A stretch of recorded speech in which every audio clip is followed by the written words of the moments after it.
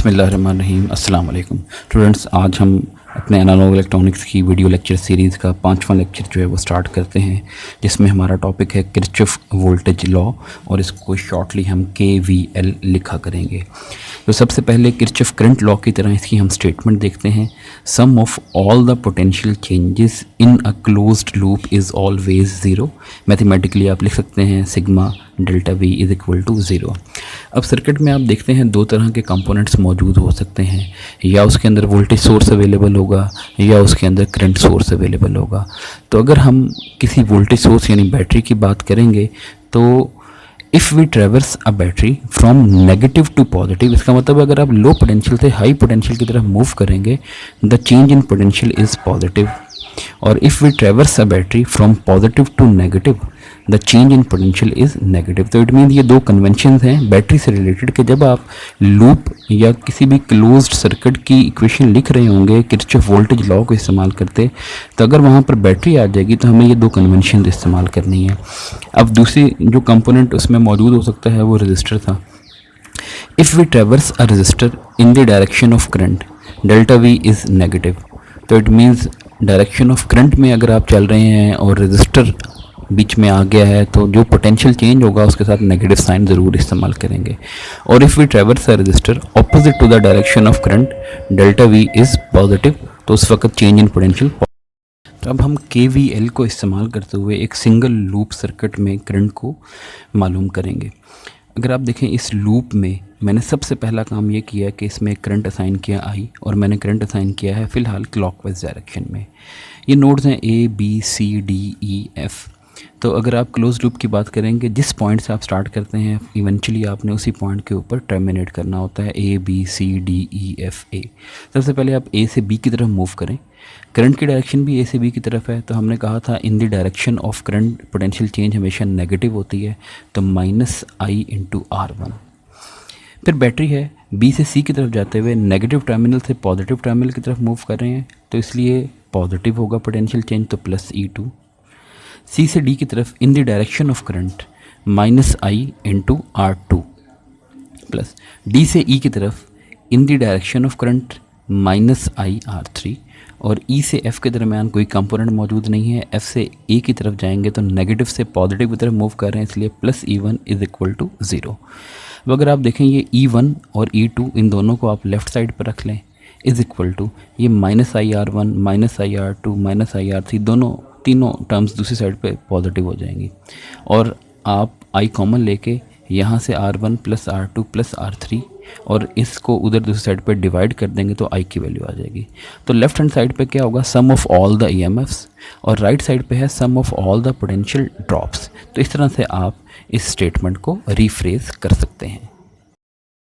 तो स्टूडेंट्स, अब single loop के बाद हम मल्टीपल लूप यानी एक से ज़्यादा लूप्स वाले सर्किट को जो है वो सॉल्व करना सीखेंगे। लेकिन इससे पहले एक बेसिक कंसेप्ट आप जहन में रख लें कि जब एक से ज़्यादा वोल्टेज सोर्स को इस तरह से कनेक्ट किया जाए कि एक का नेगेटिव टर्मिनल दूसरे के पॉजिटिव टर्मिनल से अटैच हो, तो उस वक्त इसको सीरीज़ एडिंग कन्फिग्रेशन कहा जाता है। यहाँ पर ये दोनों बैटरीज एक दूसरे को सपोर्ट करती हैं और नेट पोटेंशियल जो होता है वो E1 + E2 के बराबर होता है।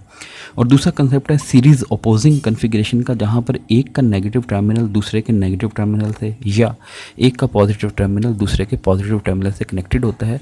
इस केस में ये एक दूसरे को अपोज करते हैं और E1 - E2 यहाँ पर नेट पोटेंशियल मौजूद होगा अगर E1 की वैल्यू E2 से ज़्यादा हुई। अगर E2 E1 से ज़्यादा होगा तो ये E2 - E1 हो कंसिडर किया जाएगा। अब यहाँ पर एक 2 लूप सर्किट, जहाँ पर सबसे पहला काम ये किया कि मैंने इन लूप्स को लेबल कर दिया है A B C D E के बाद ये F और G। तो पहली लूप को अगर आप देखें A B C D E A E1, सबसे पहले आप A से B की तरफ जा रहे हैं तो नेगेटिव से पॉजिटिव की तरफ, तो +E1। फिर आप B से C की तरफ जा रहे हैं तो इन दी डायरेक्शन ऑफ करंट जा रहे हैं तो -I1 R1। C से D की तरफ, ये सबसे इंपॉर्टेंट स्टेप कि ये जो R2 रेजिस्टेंस है एक्चुअली में ये कॉमन है, इसमें से दोनों लूप्स करंट ट्रांसमिट कर रही हैं। पहली लूप की वजह से इसमें जो करंट पास हो रहा है वो है I1 और वो टॉप से बॉटम की जानिब है, और दूसरी लूप की वजह से इसमें जो करंट पास कर रहा है वो है नीचे से ऊपर की जानिब, बिल्कुल ऑपोजिट C से D के। तो इट मीन्स अगर आप C से D की तरफ आएंगे तो आपको दो करंट्स को ध्यान में रखना पड़ेगा। पहला I1 तो -I1R2, क्योंकि ये तो इन the direction of current move कर रहे हैं। दूसरा करंट I2 जो बिल्कुल D से C की तरफ जा रहा है और आप C से D की जानिब आ रहे हैं, तो इट मीन्स ये +I2R2 होगा। और फिर D से E की तरफ आएंगे तो पॉजिटिव से नेगेटिव की तरफ, तो -E2 = 0, और E से A की तरफ कोई कंपोनेंट नहीं है, इट मीन्स कुछ भी नहीं। ये E1 -I1R1, आप इन दोनों टर्म्स में देखें, अगर आप माइनस कॉमन ले लें तो ब्रैकेट में बचेगा I1 -I2 और साथ R2, -E2 = 0। अब आप E1 और E2 को एक साइड पे रहने दें और बाकी ये -I1R1 -I1R2 राइट साइड पे आके हो जाएगा +I1 × R1 + R2, और ये जो +I2R2 है ये दूसरी साइड पे जाके -I2R2 हो जाएगा। लूप 2 अगर आप देखें, C F G E D C, आप C से F की तरफ मूव करें, यहाँ पर रजिस्टर R3 है इन the direction of current -I2R3। F से G की तरफ पॉजिटिव से नेगेटिव की तरफ जा रहे हैं तो -E3। उसके बाद G से E के दरमियान कोई कंपोनेंट नहीं है, इट मीन्स 0। उसके बाद E से D की जानिब नेगेटिव से पॉजिटिव, तो इसका मतलब है +E2। उसके बाद वही जो कॉमन रजिस्टर है जिसमें दोनों लूप्स करंट भेज रही हैं, अगर आप D से C की तरफ जा रहे हैं, करंट भी D से C की तरफ जा रहा है तो -I2R2, लेकिन जो I1 करंट है इस वक्त वो बिल्कुल हमारे ऑपोजिट है, इसलिए +I1R2 = 0। -E3 + E2 को पहले लिख लिया, -I2R3, इन दोनों में से माइनस कॉमन ले लें, R2 कॉमन ले लें तो अंदर बचेगा I2 - I1। E2 -E3 को लेफ्ट हैंड साइड पे रहने दें, ये जो -I2R3 है -I2R2 है दूसरी साइड पर जाके +I2 और R2 + R3 ब्रैकेट में, और ये जो +I1R2 यहाँ पर मौजूद है दूसरी साइड पर जाके -I1R2 = 0 हो जाएगा। अब मैं इसका एक बेसिक तरीका आपको सिखा देता हूँ कि इसमें लेफ़्ट हैंड साइड पे आप एक रो मैट्रिक्स बना लें, कॉलम मैट्रिक्स, जिसमें 2 रोज़ और एक कॉलम, क्योंकि 2 लूप्स हैं तो इसलिए ये वोल्टेज मैट्रिक्स को शो करेगा। इसके बाद राइट हैंड साइड पे भी आप 2 मैट्रिक्स को मल्टीप्लाई करेंगे, एक कॉलम मैट्रिक्स जिसमें करंट होगा, ये भी 2x1 ऑर्डर का होगा, और ये जो आपके पास रजिस्टर्स का मैट्रिक्स होगा ये 2x2, यानी जितनी लूप सर्किट में मौजूद होंगी उतना का स्क्वायर मैट्रिक्स होगा। अब अगर आप देखें पहली लूप में E1 E2, ये आप देख रहे हैं ये अपोजिंग कन्फिग्रेशन है, एक का पॉजिटिव दूसरे के पॉजिटिव के साथ, तो आपने E1 में से E2 माइनस कर दिया। दूसरी लूप में देखें ये E2 और E3, तो E2 में से आपने E3 को माइनस कर दिया, E2 - E3, क्योंकि ये भी सीरीज़ अपोजिंग कन्फिग्रेशन है। यहाँ पर I1 पहली लूप का करंट, दूसरी लूप का करंट। अब यहाँ पर देखें सिर्फ पहली लूप में देखें कौन कौन से रजिस्टर्स आपको दिखाई दे रहे हैं, R1 और R2, आप उन दोनों को ऐड कर लें। यहाँ पर देखें सिर्फ दूसरी लूप्स में आपको जो रजिस्टर दिखाई दे रहे हैं R2 और R3, आप उन दोनों को ऐड करके यहाँ पर लिख दें। यहाँ पर आपने वो लिखना है जो पहली और दूसरी लूप में कॉमन रजिस्टर है, वो आपको सिर्फ क्या दिखाई दे रहा है R2, और यहाँ पर आपने वो रजिस्टर लिखना है जो दूसरी और पहली लूप में, ऑब्वियसली जो पहली और दूसरी लूप में कॉमन है वही दूसरी और पहली लूप में कॉमन होगा, तो यहाँ पर भी R2 है, यहाँ पर भी R2। जो डायगोनल एलिमेंट है उनको पॉजिटिव रहने दें और ऑफ डायगोनल एलिमेंट को नेगेटिव कर दें, तो इस तरह से आप एक मैट्रिक्स की शक्ल भी इसको दे सकते हैं। स्टूडेंट्स, अब हम लूप एनालिसिस, यानी जब भी हम किरचॉफ वोल्टेज लॉ को इस्तेमाल करेंगे तो जिस टेक्निक को हम यूज़ करते हैं उसको लूप एनालिसिस कहा जाता है। तो एनालिसिस के इस मेथड में पहला स्टेप है identify all the closed loops of the circuit and assign each loop a current. Her loop को आपने एक करंट असाइन करना है कि सर्किट में टोटल कितनी लूप्स हैं।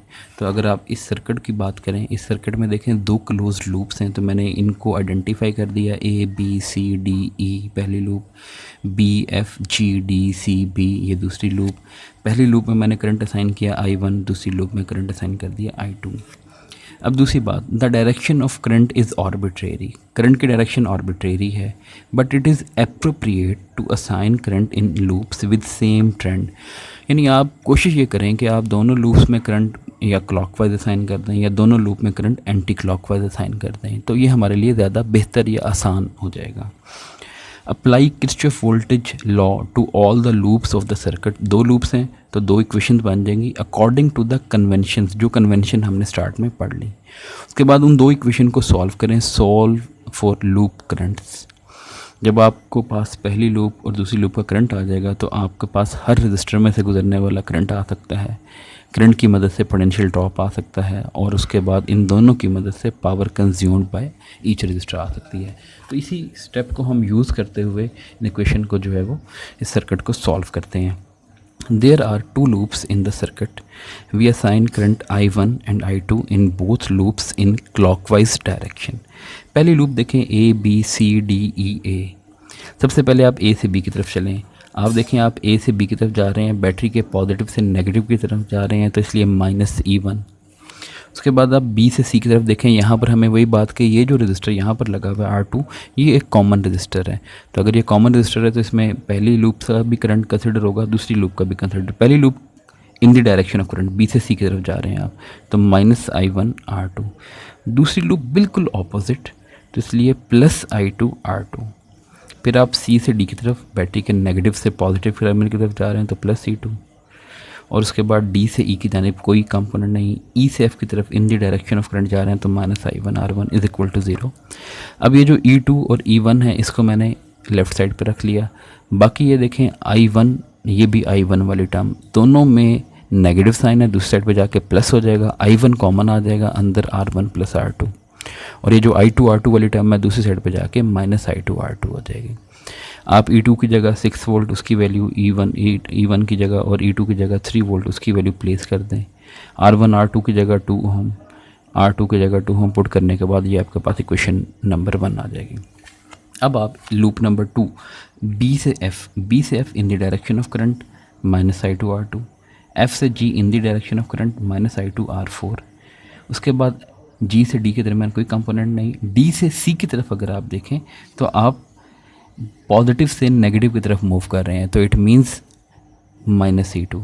उसके बाद R2 जो कि कॉमन रजिस्टर है जिसमें दोनों लूप्स का करंट होगा, -I2 R2, क्योंकि I2 in the direction of current आप मूव कर रहे हैं।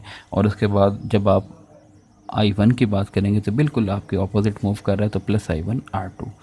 इस इक्वेशन को भी आप रीअरेंज कर लें। ये जो -E2 है इसको लेफ़्ट साइड पे रहने दें।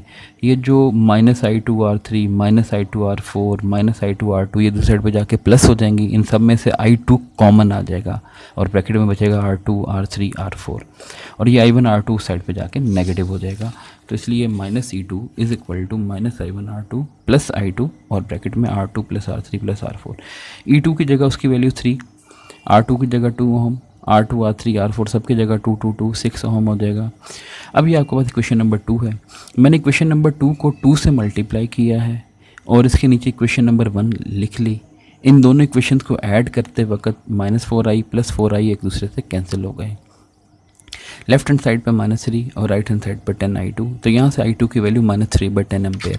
अब ये जो नेगेटिव साइन है इससे कंफ्यूज नहीं होना। नेगेटिव साइन का मतलब ये है कि आपने जब डायरेक्शन करंट की असाइन की थी आर्बिट्रेरीली असाइन कर दी थी क्लॉकवाइज, अब हमारा आंसर आ रहा है नेगेटिव। इट मीन्स कि एक्चुअल जो डायरेक्शन है करंट की वो बिल्कुल इसके ऑपोजिट है, यानी एक्चुअली करंट जो सेकंड लूप में पास कर रहा है वो क्लॉकवाइज नहीं है, वो एंटी क्लॉकवाइज है।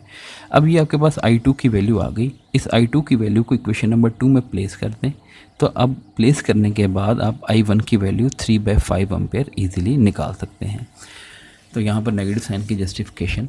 और उसके बाद अब देखें जो R1 था वो सिर्फ पहली लूप का हिस्सा है, और अगर पहली लूप का हिस्सा है तो पहली लूप में जो करंट पास कर रहा है वो है I1, तो 3/5 एम्पेयर। R3 और R4 सिर्फ दूसरी लूप का हिस्सा है, तो दूसरी लूप में जो करंट पास कर रहा है वो है I2, तो इट मीन्स दोनों में करंट पास कर रहा है -3/10 एम्पेयर, यानी उसकी मैग्नीट्यूड 3/10 एम्पेयर है और उसकी डायरेक्शन एंटी क्लॉकवाइज है। और R2 जो कॉमन रजिस्टर था, अब कॉमन रजिस्टर में एक में अगर लूप करंट ऊपर से नीचे की जानिब तो दूसरी लूप जो है करंट नीचे से ऊपर की जानिब। नॉर्मली ये होता है कि आप एक में से दूसरे के करंट को माइनस कर देते हैं क्योंकि एक दूसरे के ऑपोजिट हैं। तो 3/5 I1 माइनस I2 की जगह -3/10, तो करने के बाद आपके पास 9/10 एम्पेयर आ गया।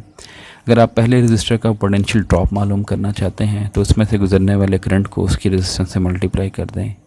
दूसरे रजिस्टर में से करंट पास कर रहा था I1 - I2, उसको R2 से मल्टीप्लाई करें। तीसरे और चौथे दोनों रजिस्टर में से जो करंट पास कर रहा था वो था I2, तो उनको उनकी रेजिस्टेंसेस से मल्टीप्लाई कर दें, तो आप इस तरह से हर रजिस्टर का वोल्टेज ड्रॉप मालूम कर सकते हैं। और इसी करंट और पोटेंशियल ड्रॉप को इस्तेमाल करके आप पावर ड्रॉप भी इजीली मालूम कर सकते हैं।